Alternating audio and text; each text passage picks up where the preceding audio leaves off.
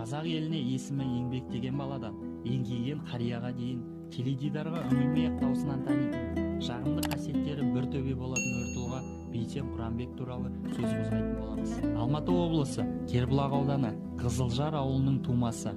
1971 жылы 9 желтоқсанда дүниеге келген. Бала кезінен әжесінің тәрбиесінде өсіп, батырлар жыры, Абайдың қара сөздерін бойына сіңіріп өскендіктен журналист мамандығын таңдаған. Арман қуалап, армандарын арқалап, Алматы қаласының іргелі университеттерінің бірі Әл-Фараби атындағы Қазақ ұлттық университетіне оқуға түскен. Өзінің ойына алған барлық істерін жүзеге асыруға, кәсіби маман болуына көмектескен осы университет қабырғасы. Адам өзін дамытқысы келсе, ең төменнен жоғары көтерілу керек. Сондықтан Бейсен Құранбек те бірден жоғарыға көтеріліп құлауды құп көрмей, бәрін төменнен бастағанды жөн көрген.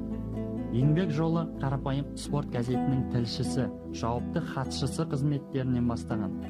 Адал еңбегімен көзге түсіп, елім дейтін ер болғандықтан өмірінің қалған жылдарын қазақ телевидениесімен байланыстырған.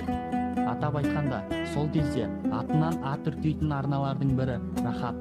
Қазіргі көпшіліктің сүйіспеншілігіне бөленіп жүрген 31-ші арналарда әр басқан қадамын анық басып қызмет етіп, өз еңбегін сіңіріп те үлгерген. Бейсен Құранбектің біздің үйренетін, ойымызға сіңіретін ұстанымдары, тәлім-тәрбиесі өте мол. Атап айтатын болсақ, Бейсен Құранбек адамды артқа тартады. Адамның ойын билейтін 4 нәрсе: кертартпалық, жалқаулық, ұйқышылдық. Осыған қоса жастарға баса назар аудартатын нәрсе қорқақшылдық туралы сөз етеді. Яғни, бір адам кертартпайтын, мүлдем жалқау емес, ұйқыны да қия алатын болса, бірақ бір іс бастарда қорқақтығы ұстап қалса, ең жаманы сол дейді Бейсен ағамыз.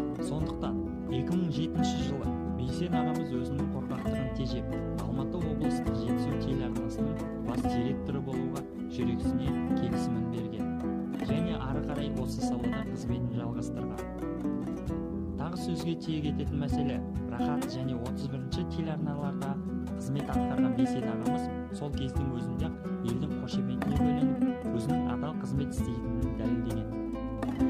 Армысыздар, ұлттық арнада айтуға оңай. Шын шеберге қазақ журналистикасында тұсау жоқ деген сияқты, 2013 жылы Қазақстан телеарнасындағы жалпақ жұртқа танымал айтуға оңай әлеуметтік тұрмыстық ток-шоуының жүргізушісі болуға бел байлайды.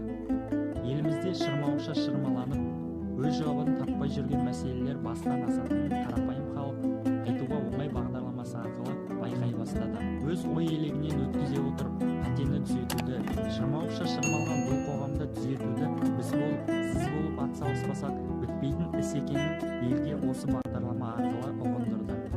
2017 жылдан бастап Қазақстан ұлттық арнасындағы Қарекет бағдарламасының жүргізушісі болып тағайындалды. Бұл бағдарлама алдыңғы бағдарламаға қарағанда айтып қоймай, бір нәтиже шығарып, елді алма піс аузыма түс емес, бір әрекетке барып қол қусырмауды дәріптейтін бағдарлама екенін ұғындырды.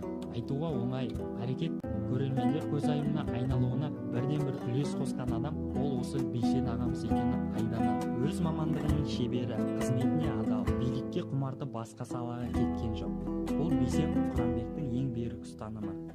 Ол ұстанымына берік, сонысымен де елге жағымды, кейінге үлгі болып, елдің сүйіспеншілігіне бөленіп жүр. Осы қасиеттерінің арқасында Қазақстан президенті сыйлығының иегері, Қазақстан Республикасының мәдениет қайраткері сыйлықтарын алған. Сөзі аз, ісі көп, елім дейтін бірден бір өр тұлға Бейсен Құранбек.